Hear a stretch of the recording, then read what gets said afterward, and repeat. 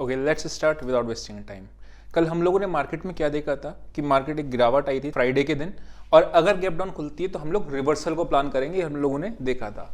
आज भी सेम, जब मॉर्निंग में 9:08 पे अपने को दिख रहा था कि गैप डाउन खुल रहा है, तो मैंने क्या कहा था, गैप डाउन खुल रहा है, ठीक है, we will plan for buy on reversal. Simple सा एक लॉजिक है। कोई शॉर्ट सेल करके गया है, देखो अभी एक मार्केट ना कंसोलिडेशन फेज में है, मतलब बहुत ज्यादा ऊपर भी नहीं एक तरफ भाग रही है, बहुत ज्यादा नीचे भी नहीं कर रही है, तो हम लोग बुल या बेयर एक तरफा होने में थोड़ा सा रुकते हैं। और लॉजिक क्या होता है, कल अगर शॉर्ट सेल करके गए हैं, कोई हैवी शॉर्टिंग बना के गया है, आज गैप डाउन खुल जाएगा, तो आप क्या करोगे, अपना प्रॉफिट बुक करने आओगे, ठीक है। तो वो चीज़ है, मॉर्निंग में सब लोग कॉल शॉर्ट करना शुरू कर दिए होंगे, मुझे पता है कि यहाँ पे जब जैसे डेटा आता ही है, ये देखो यहाँ पे आपका कॉल का पहला टिक आपका नेगेटिव आया, मतलब कॉल लेटर्स हावी थे, लेकिन बाद में जो शॉर्ट कवरिंग उसको ऊपर लेके गई वो अच्छा लेके गई। अभी चलते हैं चार्ट पर और देखते हैं क्या होता है कल। निफ्टी का देखो सेम चीज़ है, यहाँ पे आपकी शॉर्टिंग्स हैं, गैप डाउन खुला मार्केट, वो खुलते ही प्रॉफिट दिखा मार्केट में, आपने थोड़ा सा आपका यहाँ पे क्या होगा, जो नए फ्रेश शॉर्ट सेलर्स आएंगे उनका एसएल कटा होगा बोथ साइड, ठीक है। ऊपर के लेवल पे हम लोगों ने समवेयर अराउंड यहाँ पे शॉर्ट भी किया था, ठीक है, कॉल के थ्रू शॉर्ट्स गए थे, उसके बाद यहाँ पे क्या अपना कवर भी किया था, ठीक। उसके बाद लास्ट में अगर देखोगे तो एक मूव मिल गया, सारे ही शेयर्स थोड़े थोड़े चल के और मार्केट में ऊपर ले गए। बैंक निफ्टी रेजिलेंट थी, बैंक निफ्टी स्ट्रॉन्ग थी, ये मेंशन भी किया था मैंने आपको, कल भी बताया था कि बैंक निफ्टी ज्यादा स्ट्रॉन्ग है एज कम्पेयर टू निफ्टी, ठीक है। अभी अगर आप देखोगे तो ये वापस से एक जोन में घुस गई है, कौन सा जोन है, 440 नीचे और 525-30 ऊपर आपका। इस जोन के नीचे और ऊपर कहीं पे भी रेंज में आती है तो अपने को लोअर रेंज पे बाइंग की साइड जाना है, हायर रेंज पे सेल की साइड जाना है, लेकिन that too positive price action. Red candle पे कभी भी बाय नहीं होता, ग्रीन कैंडल पे कभी भी सेल नहीं होता, ये याद रखना, ठीक है। सेल कहाँ पे जाए, पहले बाइंग का केस देखते हैं। बाइंग आपका या तो आपको 440 के आसपास मिल जाए, ठीक है, या फिर आपको 530 के ऊपर कैंडल सस्टेन होना शुरू है, 525-30 के ऊपर, तब आप बाइंग की साइड जाएंगे। सेल की साइड आप कब जाएंगे, या तो आप इसके लेवल के आसपास आपको कोई मिल जाए जहां से ये स्टार्ट हुआ था, ठीक है, 625 620, मैं आपको टेलीग्राम पे भी अपडेट कर दूंगा इस चीज़ का, ठीक है। तो यहाँ पे आप शॉर्ट की तरफ जा सकते हैं, या फिर आप शॉर्ट जाना है इस स्विंग के नीचे, ये, ठीक है, वापस से प्राइस एक्शन आपका नेगेटिव हो जाएगा। तो सिंपली अपनी बाइंग सेल की ही पोजीशन है। अभी मैं देखते हैं ऑप्शन चेन पे चल के हमारा एक व्यू क्या बनेगा एंड ऑफ द डे पे, मतलब थोड़ा सा बाइजनेस होती है ना कि बाइजनेस पॉजिटिव साइड है नेगेटिव साइड है, वो चीज देखेंगे। ये आ गया आपका निफ्टी का। निफ्टी में अगर आप ध्यान से देखोगे तो ये कॉल्स आपके अनकवर हुए हैं। पहला टिक का बाइजनेस क्या है, पॉजिटिव की साइड, बिकॉज दूर के आउट ऑफ द मनी के कॉल लेटर्स भाग रहे हैं। इसका मतलब क्या है कि मार्केट को, इनको लग रहा है कि मार्केट यहाँ से ऊपर जा सकता है, तभी तो भाग रहे हैं। उधर पुट राइटर्स की मैं बात करता हूँ तो 18,400, मतलब 18,440 जो आ रहा था, अगर अपने को यहीं पे 400 के आसपास कोई मिलता है वापस से प्राइस एक्शन पॉजिटिव, तो बाइंग की साइड जाना है, बिकॉज अपने सपोर्ट मिल रही है 18,400 के आसपास, ठीक है। ऊपर की साइड अगर हम देखते हैं 18,500 पे भी आपकी 21 लाख है, क्लोज कहाँ हुई है 500, ठीक है, 500 पे आपकी 21 लाख है और 11 लाख, तो डेटा आपका बुलिश साइड आ रहा है, इसमें कोई दो राय नहीं, ठीक है। तो अपनी स्ट्रेटेजी के लिए थोड़ा सा बुलिश साइड अगर जाएगा मार्केट तो अपने को उधर की तरफ ट्रेड मिलेगा, ठीक है। तो ऐसा करके अपने को निफ्टी में ट्रेड मिल रहा है। बैंक निफ्टी का और देख लेते हैं। बैंक निफ्टी में आपके मॉर्निंग में सारे शॉर्ट सेलर्स आपके कवर हुए होंगे, करेक्ट। 43,700, 12 लाख पुट्स आए हैं, ठीक, 5 लाख, 4 लाख, 3 लाख, 2 लाख। ये डेटा आपका बुलिश का डेटा है। इतने बुलिश का डेटा में अगर मार्केट गैप डाउन खुल जाता है, गैप डाउन, गैप अपनी बोलना गैप डाउन, तो क्या होता है, फिर नीचे की साइड आपको ट्रेंडिंग का मूव मिल जाता है, बिकॉज ये सारे आपके ट्रैप हो जाते हैं, ठीक है। वो उसमें हम लोग 5 मिनट ओपनिंग रेंज ब्रेकआउट की स्ट्रेटेजी को यूज करेंगे, ठीक है। जब भी 5 मिनट की ओपनिंग रेंज ब्रेकआउट की स्ट्रेटेजी मैंने यूज करना होता है, मैं आपको एक दिन पहले बता देता हूं। जैसे मैंने फ्राइडे के दिन नहीं बताया था, फ्राइडे को दिन जब मार्केट हमने कहा था गैप डाउन खुलेगा, तब मैंने नहीं कहा था आपसे कि आप 5 ओपनिंग रेंज ब्रेकआउट की स्ट्रेटेजी लगाओ, ठीक है। अब अगर इसमें गैप डाउन लगेगा तो अपने लोग ओपनिंग रेंज ब्रेकआउट की स्ट्रेटेजी लगा देंगे।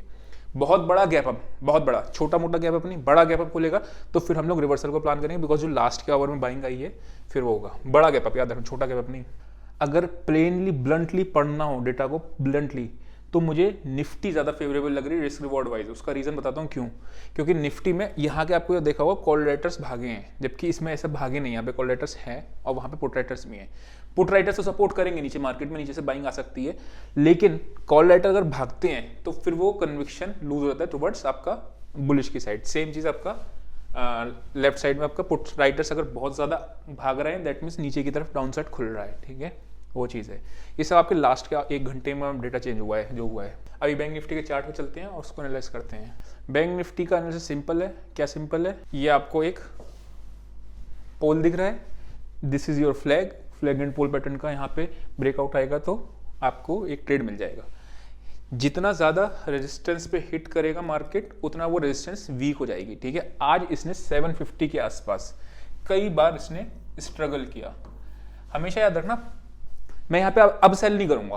पहले मैं क्या करता हूँ, रेजिस्टेंस पे आके, जैसे निफ्टी में हम लोगों ने क्या करा था 500 के आसपास आज एक शॉर्ट ट्रेड लिया था, उसमें अपने को 50-60 पॉइंट का निफ्टी डाउनफॉल मिला भी था। ऐसे में मैं यहाँ रेंज के हायर रेंज पे सेल करना प्रेफर नहीं करूंगा, बिकॉज मार्केट लगातार आपका ऊपर के लेवल पे आपका कंसोलिडेट कर रही है। जैसे ब्रेकआउट आएगा तो बाइंग की साइड अच्छा ट्रेड मिलेगा रादर देन सेलिंग का, ठीक है, क्योंकि रेजिस्टेंस आपकी वीक हो जाती है। इग्नोर कर दूंगा, अगर सेल का ट्रेड मिलेगा तो इग्नोर कर दूंगा। अब देखो अपने को कहाँ कहाँ बाइंग करनी है। सीधा 750 के ऊपर कोई भी कैंडल क्लोज होगी तो अपने को बाइंग की साइड जाना है, या फिर अपना इस स्विंग के आसपास कोई बाइंग मिले तो आपको बाइंग है वो है 43,400 के आसपास, ठीक है। सिंपली रेंज आपकी थोड़ी सी ऊपर शिफ्ट हो गई, जो हम लोगों ने आई थिंक थर्सडे या वेडनेसडे को भी करा था कि 43,400 से लेके अपर रेंज 800-900 तक शिफ्ट हो गई। ये बात हम लोगों ने देखी थी कई 2-3 दिन पहले, ठीक है। तो वही चीज़ है, सेम चीज़ ऊपर में 44,000 एक राउंड लेवल है, प्रॉफिट बुकिंग आने लाजमी है उस जगह पे, ठीक है। ये नहीं होता, कभी भी याद रखना कि 44,000 से अब लौटेगी, ऐसा नहीं होता। लेकिन एक 44,000 जब साइकोलॉजिकल लेवल बन जाता है तो आप खुद सोचो ना, एक जगह मिल रही है, ऑल टाइम हाई पे बैंक निफ्टी चल रही है और उसको एक राउंड लेवल मिल रहा है, तो बायर्स को तो प्रॉफिट बुकिंग करते हैं ना। उस केस में थोड़े से स्कैल्पर्स भी आते हैं, वो शॉर्ट की तरफ जाते हैं, और थोड़े से आपके बायर्स प्रॉफिट बुक करे, थोड़ा सा मार्केट नीचे जाता है। उस केस में अगर 44,000 टच करती है तो वापस से ये वाला एरिया आपका सपोर्ट का बन जाएगा, ठीक है। तो इनकेस अगर ट्रेंड छूट जाती है तो इस एरिया के आसपास अपने को मिलेगा, तो अपने लोग बाइंग की साइड पे फिर जा सकते हैं, ठीक है। वन डे का चार्ट देख लेते हैं। मेजर आपको सेलिंग का तभी देखने को मिलेगा जब निफ्टी बैंक ये वाले जो पॉइंट है लोअर वाले वो तोड़ेगी, दैट इज आर योर 43,400, तब आपको नीचे 300-400 पॉइंट की गिरावट देखने को मिल सकती है उस केस में, ठीक है। कुछ स्टॉक्स देख लेते हैं ताकि अपने को थोड़ा सा आइडिया लग जाए, और अगर इंडेक्स में ट्रेड नहीं मिलता है तो। पहला नंबर पे स्टॉक आता है आपका HDFC बैंक का। नाउ आपको अगर कुछ दिनों पहले ये चीज़ याद थी, जब मार्केट में हर जगह नेगेटिविटी फैली हुई थी कि बैंक निफ्टी ब्रेकडाउन देगा या नहीं देगा, तब मैंने आपको ये वाला लेवल इसी तरीके से मार्क करके बताया था, जब तक HDFC बैंक इसके नीचे नहीं आएगा, बिना HDFC बैंक या HDFC के ICICI बैंक के मेजर बैंक से बैंक निफ्टी को स्लाइड नहीं होगी नीचे की साइड, जब तक ये नहीं होंगे, ठीक है। तो यहाँ पे अगर आप देखोगे तो कई बार इसने इस लेवल को, कौन सा लेवल है ये, 16,040 का, ठीक है, 40 के ऊपर इसने कई बार आपका रेजिस्टेंस ली। आज फाइनली इसने एक पॉज भी लिया था एक दिन पहले, और आज इसने एक ब्रेक डाउन दे दिया, ठीक है। क्या करना है अपने को, सिंपली अगर बहुत बड़ा गैप खुलेगा तो इग्नोर कर देंगे। 16,142 के ऊपर कैंडल 15 मिनट्स की क्लोज सस्टेन करती है तो अपने को फिर एक बाइंग की साइड ट्रेड मिल जाएगा। 16,1640 will become your support in that case. कैसे, बहुत ज्यादा जो रेजिस्टेंस होती है, if resistance break and sustain then resistance becomes a support. अपना सिंपल लॉजिक है, कुछ नहीं और, ठीक है। नेक्स्ट स्टॉक जो आता है वो आता है आपका BPCL का। अब इसमें एक चीज देखो, इसमें आज एक ब्रेकआउट सिनेरियो दिख रहा है, कोई डाउट ही नहीं है। हमेशा इसमें मैं, अगर यहाँ पे मुझे बाइंग का अपॉर्चुनिटी मिलती है इंटरडे में, तो मैं यहाँ पे कम क्वांटिटी पे जाऊंगा, बिकॉज थोड़ा सा रिट्रेस करके नीचे आ सकता है। अगर वापस से मुझे 345-44 के आसपास का लेवल मिलता है, तब मुझे बाइंग की साइड का एक अच्छा ट्रेड मिल जाएगा कि वहाँ पे आके मैं बाइंग कर लूँ पॉजिटिव छोटे टाइम फ्रेम पे, पॉजिटिव प्राइस एक्शन की कैंडल पे।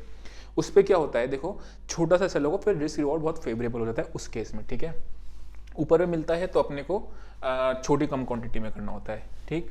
आप देखोगे तो ये एक अच्छा ब्रेकआउट का सिनेरियो दिख रहा है। आप जो लेवल क्रॉस किया, क्यों अच्छा दिख रहा है, बिकॉज यहाँ पे इसने कंसोलिडेट किया था पहले, ठीक।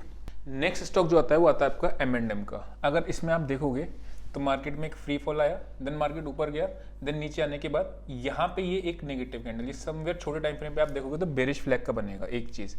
दूसरा, अगर आप देखोगे ये एक नेगेटिव कैंडल के बाद आज इसने एक होल्ड किया, अगर ये इसके नीचे जाता है वापस से तो आपको एक इनसाइड बार का ब्रेकडाउन मिलेगा। छोटे टाइम फ्रेम पे चल के देख लेते हैं एक बार, ये कौन सा लेवल आ रहा है, ये जो आ रहा है आपका, जहाँ पे इसने मल्टीपल टाइम सपोर्ट लिया है। जब ये मल्टीपल टाइम सपोर्ट वाला लेवल आपका टूटता है तो आपको एक नीचे में डाउन साइड का ट्रेड मिल जाता है। वेयरएज अगर मैं बात करूँ इसका ऊपर का एक डब्ल्यू पैटर्न बनेगा तो मैं इसको इग्नोर कर दूंगा, बिकॉज आप वन डे के टाइम फ्रेम पे देखोगे तो बहुत अच्छा नहीं बन रहा है। यहाँ पे आप देखोगे तो ऊपर आपकी मल्टीपल रेजिस्टेंस है। देखो रिस्क रिवॉर्ड अगर आपको 1:2 1:3 का मिलता है ना तो ट्रेड कर लो। उसका रीजन क्या होता है, आप एक बार गलत हो गए, लेकिन जब भी सही हो गए, मतलब 1/3 जब आपको मिलेगा तो आपको अगली बार 3 बार गलती करने के मौके मिल जाएंगे, ठीक है ना। तो वो रिस्क रिवॉर्ड फेवरेबल के केस में आपको फायदेमंद रहता है, करेक्ट। इस तरीके से लॉन्ग टर्म सस्टेनेबल ट्रेडिंग करनी हुई तो रिस्क रिवॉर्ड मेंटेन कर जरूर चलना होता है। तो आज के लिए इतना ही, see you next video, till then bye bye.